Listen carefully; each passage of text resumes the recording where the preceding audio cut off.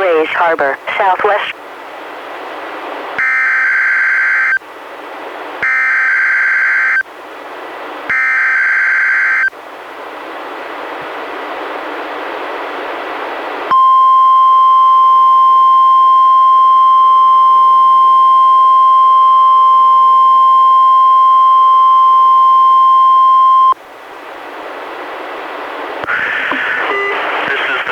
Weather Service office in Portland, Oregon. The proceeding was a test of no weather radio's warning alarm.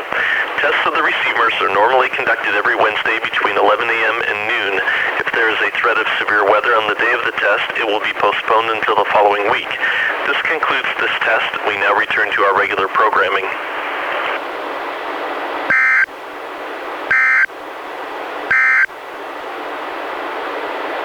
This is NOAA Weather Radio KAC 91 in